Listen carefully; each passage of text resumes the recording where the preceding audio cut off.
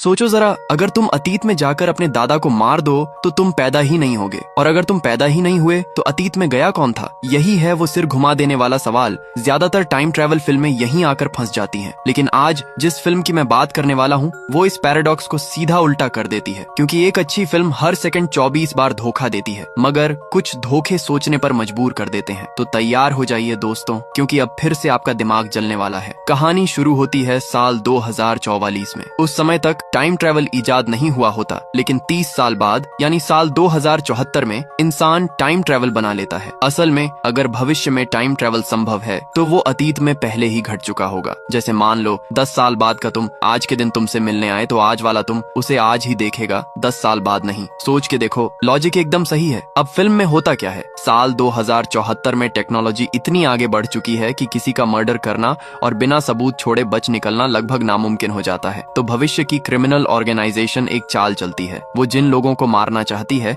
उन्हें time travel के जरिए 30 साल पीछे भेज देती है, और वहां मौजूद एक खास तरह के किलर जिन्हें लूपर कहते हैं, उनसे उन लोगों को मरवा दिया जाता है। मतलब एक ऐसे इंसान को मारा जाता है जो इस समय अस्तित्व में ही नहीं होना चाहिए। इसलिए केस साफ, सबूत जीरो और पैसे जबरदस्त। हमारा हीरो मैक्स भी इन्हीं लूपर्स में से एक है। कहा जाता है कि वो सबसे जवान लूपर है और आज तक कभी फेल नहीं हुआ। हालांकि काम आसान लगता है, लेकिन फेलियर फिर भी हो सकता है, क्योंकि हर कोई चुपचाप मरने के लिए तैयार नहीं रहता। एक रात मैक्स का सबसे अच्छा दोस्त डेविड घबराया हुआ उसके घर आता है, क्योंकि उसका आज का मिशन फेल हो गया था। वो रोज की तरह निर्धारित जगह पर ठीक समय पर खड़ा था। टारगेट आया, लेकिन जैसे ही वो उसे मारने वाला था उसने सुना कि सामने वाला धीरे धीरे एक धुन गुनगुना रहा है। ये सुनते ही डेविड का हाथ रुक गया, क्योंकि वो धुन दुनिया में सिर्फ वही जानता था।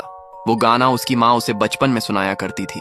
इसका मतलब साफ था, उसके सामने खड़ा आदमी 30 साल बाद का वही खुद था। अब यहाँ जरूरी है लूपर के एक नियम को समझना, क्योंकि भविष्य में टाइम ट्रैवल गैर कानूनी है। इसलिए जब भी कोई क्रिमिनल संगठन लूपर से किया गया कॉन्ट्रैक्ट खत्म करना चाहता है तो वह लूपर के वृद्ध रूप को 30 साल पीछे भेज देता है और वहां उसका जवान रूप उसे मार देता है। इसे कहते हैं लूप बंद करना। वृद्ध लूपर के पास जवान लूपर के लिए रिटायरमेंट पैकेज भी होता है, इतना पैसा कि वह अगले 30 साल आराम से जी सके। लेकिन अगर जवान लूपर अपने वृद्ध संस्करण को मारने में नाकाम रहे तो इसे कहते हैं लूप फेल होना। और ऐसा होने पर क्रिमिनल संगठन बिल्कुल बेरहमी दिखाता है, न जवान बचता है न वृद्ध, सब खत्म। जब डेविड मैक्स को पूरी बात बताता है तो मैक्स तुरंत समझ जाता है मामला हाथ से निकल चुका है। मैक्स घबरा कर कहता है, मैं तुम्हें पैसे दे सकता हूँ, तुम बस यहाँ से भाग जाओ। लेकिन डेविड जवाब देता है, अब भागने का कोई फायदा नहीं, बाहर हर तरफ लोग मेरी तलाश में हैं। तुम ही मेरे इकलौते दोस्त हो और इस वक्त सिर्फ तुम ही मुझे बचा सकते हो। लेकिन तब तक